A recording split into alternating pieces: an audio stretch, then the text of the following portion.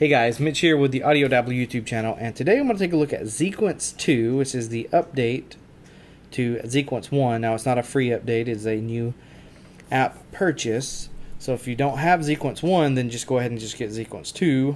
But if you do have Xequence 1, you know, there's some things in here that, you could probably justify paying, and I think he's got the framework in this version worked out so that way he can do some future stuff. And so, without further ado, I just started a new project, and a couple housekeeping things to get this started is if you click on the little three dots over here, it'll bring you to the menus. You can see your projects and things like that, and you've got your project. You can do save, you can export the MIDI, new project, you can do interface. Now this does have a light interface, which is kind of nice if you're into that kind of stuff. Now, one thing I will point out is you need to virtual source, you need to turn it on. That way we can send things to and from it and makes things a lot easier. And I may have clicked MIDI in, I'm not for sure, but just make sure yours looks like this one and it'll all work out just fine. It does have some Bluetooth. Now he has put in a lot of hints all throughout this app. Each time you click on a new button or new thing, a new hint will come up. I went ahead and just marked all of them as hidden. But if you go through and you're like, oh man, what was that hint? We can just always come back here and mark all hints as unseen, and that will work. And this is also where you get able to link. I have it turned on. And that's it. So if you haven't watched, I have a lot of Xequence 1 tutorials, and a lot of those will translate fairly well to Xequence 2. So if you haven't watched those, I will suggest, if you got this app, then to go back and watch some of those if there's some things that you do not understand. But I'll just give a kind of a basic overview. Xequence is a MIDI only linear MIDI timeline basically, and you have different tracks. Right now I have one track, and you have three main sections here. You've got your timeline, you have the keyboard, which corresponds to this track that you have selected, and you have the kind of the MIDI instrument view. And so right now we have one new instrument, and I'm gonna go ahead and, since I want to start out with a piano, I'm gonna go ahead and name that piano. Now MIDI destination here, I want Xequence source, and I can change the color whatever I want to. Let's have it that channel 1. Alright, and I am done with that. And so now this right here will send out through Xequence source to channel 1 whatever is programmed into this timeline here. Now, what we're going to do with that? Well, we got to send it somewhere, because Xequence doesn't host audio. And what best way to host audio is AUM when you're looking at it being a DAW with a digital mixer, because that's what AUM is a mixer. And so we can do a whole bunch of stuff with that. And so now let's create a new track here. Oops, I did not mean to do that. I really enjoy this digital D1 piano pack. And so I'm going to load it up. Go down here, it's in the new expansion. And so now we have a nice piano. Also over here on the side, right here, I have an Arturia Mini Lab hooked up to this. I'm going to just plug the Mini so I can hear it. But also, Xequence source is the source that this D1 is going to be listening to. And so I'm going to have channel 1. And so now that is that here, let's go back into Xequence 1 here, or Xequence 2, and let's slide the tempo down. Let's see, 91 sounds like a good even number. And also right here, what I can do is I can do MIDI source, Arturia Mini Lab, and that way this right here will be listening to what I'm playing across the board here.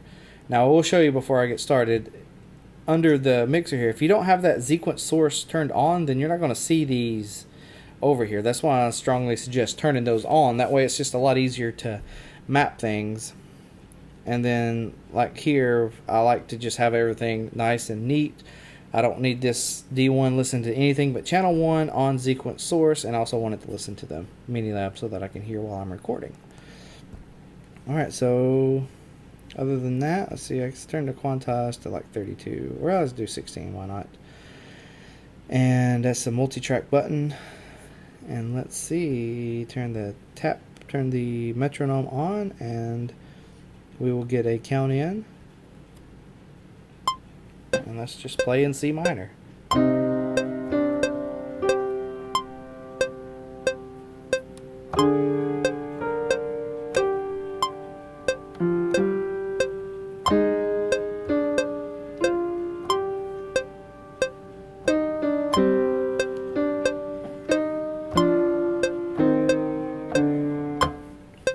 Alright, so there we have it. So recorded a nice little pattern in. Now that I have that selected, I can adjust the ins and out points of it and have it. And now I can loop selection, and now I have a nice little 8-bar loop that I can play. And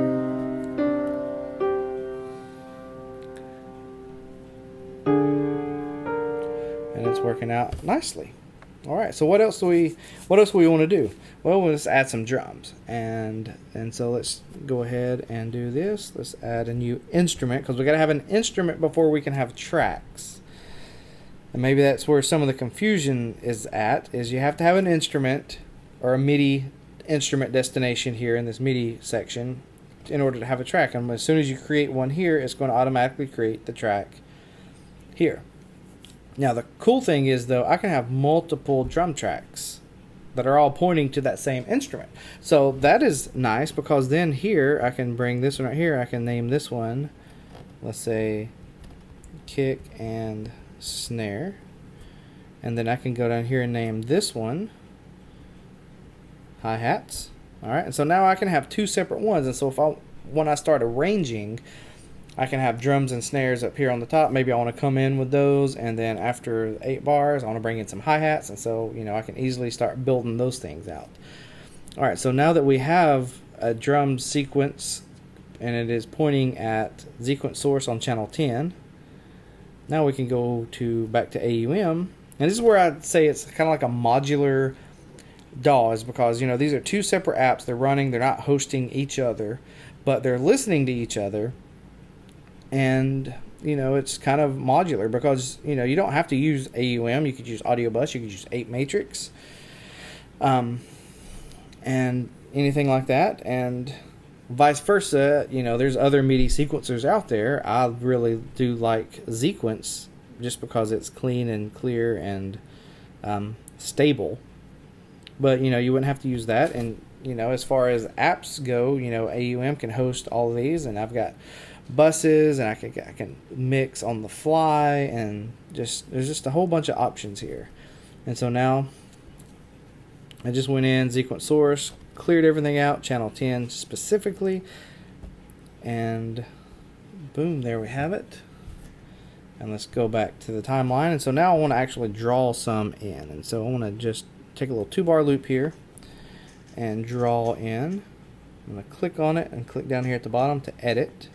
And man, that's a lot of notes there, and I don't know which notes are, because I can't remember which ones that it responds to. So watch this right here.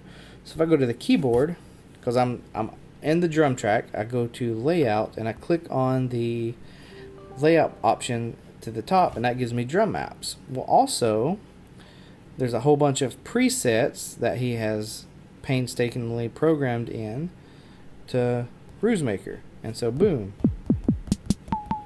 and there's a whole bunch of pretty much any drum app out there, he's got one. And if he does not have one, then guess what, you just email the developer, and he will probably add it into one of his next updates, and it'll automatically be there. Of course, you can edit and make your own, and so there's that. And so now we go back to the timeline, and the timeline reflects the scale that you're in, and so now it reflects the drum rack. So that's really, really, really nice. And so now let's add in a couple of those like that. I think that's what I want. Let's see.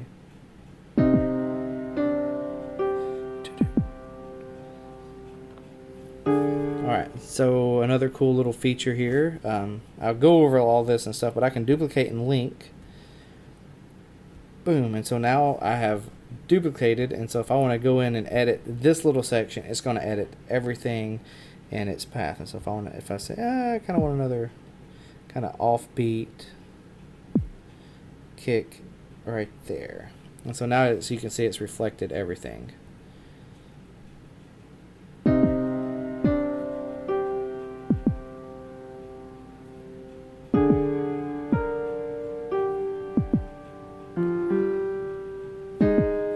Alright. And so that's really cool. And then also for the hi-hats, let me record the hi-hats in via. So let's hit record here. Get a count in. Oh, hold on, stop. Do I have it looped? I do have it looped. All right, so let's go back in. Record. It'll count, and then it'll 1, 2, 3, 4.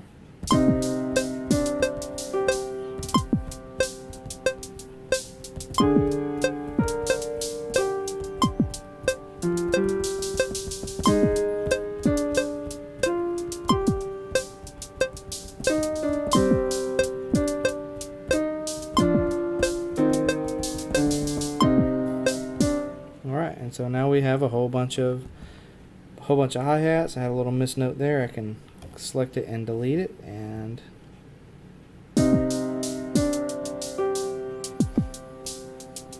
and then as far as like where I was talking about arranging, and so now I can move this over here if I want to, and say this last 8-bar part, I don't want it to be like that one. What I can do is I can click on it, I can do process, and I can do unlink. And so now it becomes its own section, and I can add in my own stuff here that I want to, and have a little fill at the end of that.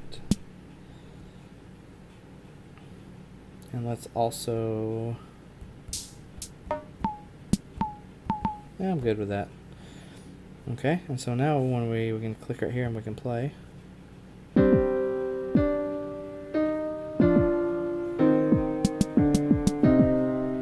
And added that in, and we can, if we wanted to join that whole process, we could join that, and now it is all one nice loop like that we can duplicate and link, and then we can duplicate and link that. And so now we're already starting to get into the arrangement of the song, which is really nice and really fluid. And you can add more stuff if you want to. So let's go ahead and add in, let's call this one Plucky, because I want to show you another cool little thing, and this is channel 2. Alright, so what else can we do? Well, let's record in some MIDI. And so I'm going to do Xequence Destination. I say we'll just do channel 7. And so now this track right here is going to be listening to Xequence Destination channel 7. Alright, and so I want to do like a little bar or a little thing of kind of generative MIDI. Alright, so I'm going to add in a MIDI port, and let's see what would be a good generative MIDI kind of thing to easily get something going here. Maybe Collider. Let's do Collider. Alright, and so now we open up Collider here, and let's change it to channel 7 here, and let's go to the routing, and then we have Collider here, and let's send it to virtual destination that Xequence is going to be listening to, because it's going to listen to its own little port here. Now let's change this to C minor, and let's generate, and let's play. Oh, but I don't have I need to add in something to be plucky, don't I? Alright, so let's just stop all this, and let's go to pluck, and let's do Pluto pluck. Alright, and let's also have it listen to Rosetta.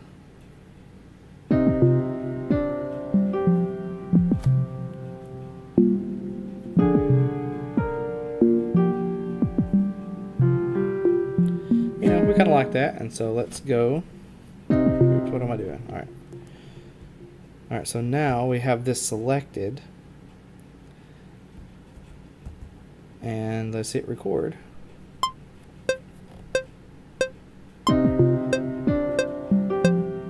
And you can see it's going to record the generative notes from AUM. So we can just let that play for a little bit. And it's also a good way to just using this as a kind of a test tool, as trying to figure out what the MIDI is actually doing in some of those generative apps is really fun to dive into, and I've enjoyed doing that to kind of get a better grasp on it.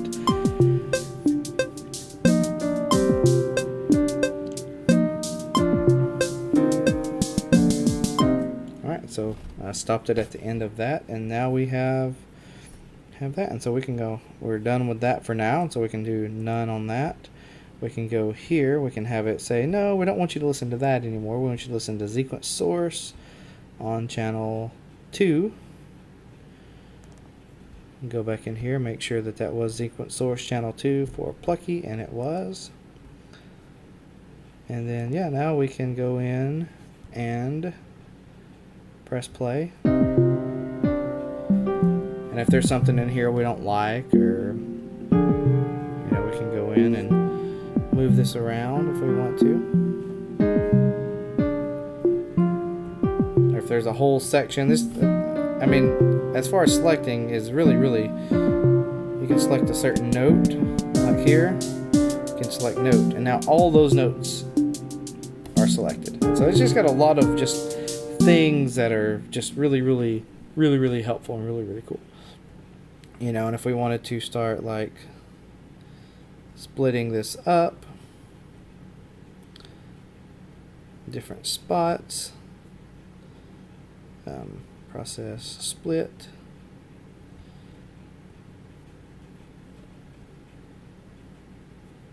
Alright, and so now we didn't want that to come in, and say we liked how that was arranged better like that, and then we can start duplicating link, and so now we've got even more built up. Or maybe we wanted this to come in at the very front and maybe not so much here, so let's go here.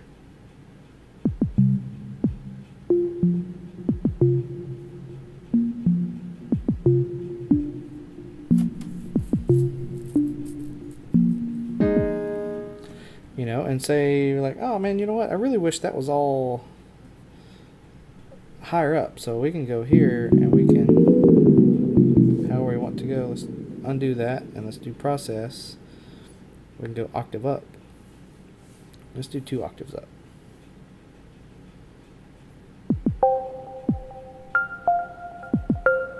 Okay, so that sounds a lot better. So let's go ahead and do that with this.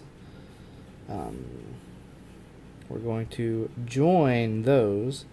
We'll edit. We will select all, and we will process. We'll do 2 octaves up, and then boom, there we have it. And so now let's. We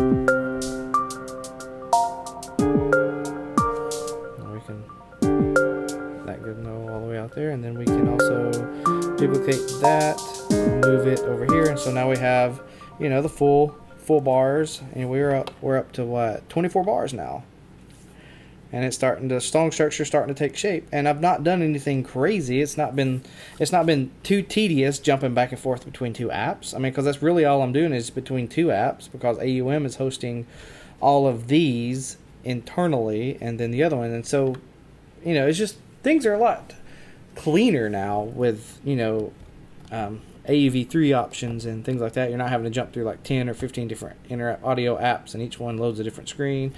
Everything can be contained. And so from here, if I wanted to add in some mix buses, I could do all of that.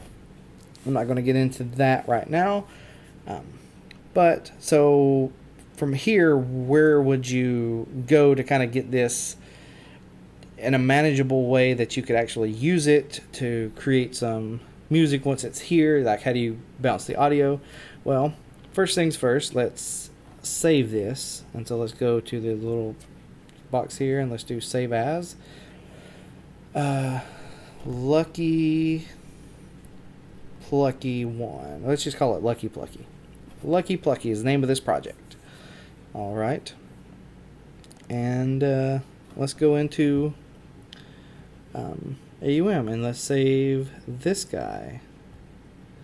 And let's call it Lucky Plucky. Alright, so we got those named, this project's name. So let's click on here and let's name this Piano. Let's name this one Drums. And let's name this guy right here Plucky. Alright, so now we got some track names and things like that. So what we can do to bounce this down is we can hit the record button on all of these right here, and since this is Ableton Link enabled, everything will start and stop at the same time, and it's all nice and neat. And so let's just listen to the track and record. I'm gonna hit record. Now one thing to note is if you can have this sync quantum to whatever bars you want to. I have it 1 bar, but you can do more or less than that. And what it'll do is it'll just quantize kind of what you're doing. And so once this gets to 24 bars, I can hit record again and it will stop the recording. And so let's just... And so now it's just going to record 24 bars. So let's just kind of hang out and let it do its thing. And I'll show you another cool little trick.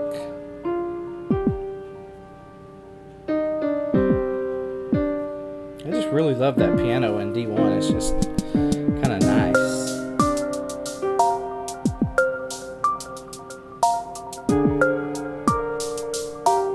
And you can get some really cool little melodies that you wouldn't have never thought of with, doing some generative music stuff. And so let's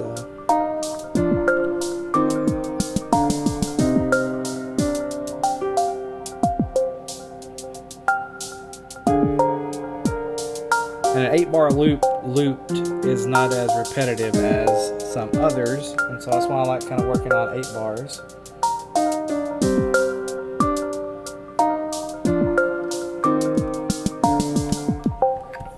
Oops. Alright. I missed that, but there we have it. Let's stop that. And so where did that go? So that went under Files. It created its own, down here on Recordings, it created its own little folder, Lucky Plucky, and there we have channels 1, 2, and 4, piano, drums, and Plucky. So let's manage this in Audio Share, and you can see each of those tracks, how they are. Yeah, so really, good way to build up some loops and, dump some loops out on different projects. And so we're, from here, since, AUM it's not a DAW, it's more of a mixer, and Xequence 2 doesn't have a audio tracks. So what can you do? Well, there's a nice little app called Multitrack DAW, and it's really cool, really fun. And so let's go to menu, and it doesn't do MIDI, it's strictly audio, so really good for like guitar players and things like that. So if you want to add like audio tracks, vocals, guitar, or whatever, you can do that. So let's just do a new project. Let's call this one, did I call it Plucky Lucky,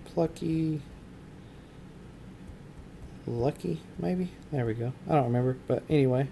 So we got Plucky Lucky here. So what I'm going to do is I'm going to bring up and I'm going to slide the files over, because it supports, what do you know, it supports side by side, and other thing it supports is drag and drop. And so now that I have my files apps over here, I can go into Audio Share, I can go into AUM Recordings, I can find my Lucky Plucky folder, and I can drag the piano in. Boom. And there's the piano. I can drag the drums in. Boom. There's my drums. I can drag the Plucky in. Boom. There's my Plucky. And I can press play. And I guess I need to make sure that my tempo is the same. What was it, 90, 91, I think.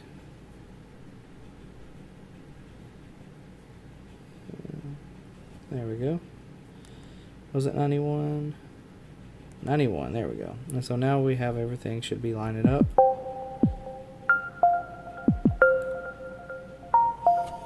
You know, and so this is a really good app for straight up just audio stuff. And, you know, we've built up some loops like that. And so here's, you know, you can add in a track and start recording, overdubbing some, you know, whatever you want to inside of here. And so this can become your audio track version once you bounce out some tracks. And, you know, it's just so modular and limitless, I think. And sometimes we get pigeonholed into thinking, oh, well, we have to do this. But there's a difference between live and performance. Live performance and productivity, production side of it. And, you know, once you go through the motions a few times with just some dummy tracks to kind of get, or just create some tracks like this. I mean, it didn't take, I mean, I've been recording this video for like 20 some odd minutes, and I've already got, you know, a nice little groundwork for a track. And, you know, I'm not, as long as I save everything and keep everything organized, that's where I think a lot of people get into trouble, is they don't keep things organized. And so just create you some folders, you know, and have just dump audio into there, and, you know, it's just becomes pretty easy. And bouncing tracks with AUM is good. So if you have any questions about Xequence 2, specifically, I do have a bunch of Xequence 1 videos that will work for most part of the major basic functionalities of loops. Goes through all the processes and how to select things, and, you know, a lot of that is pretty transparent between the two apps. And so if you have any additional questions, leave a comment below, and I will try to get to you. And I will try to, if you have any other, say, hey, I want to see how it works with AUM, I mean with Audio Bus or with 8 Matrix, or, you know, say I don't want to use the timeline in Cubasis, can I still use Xequence in that? Yeah, I can. You know, just let me know what you want, and I will dive into some videos with that. And make sure you hit the like button, because that helps out around here. I do have a Patreon, direct PayPal me link. It will all be in the description. And that'll be it. I will talk to you guys later.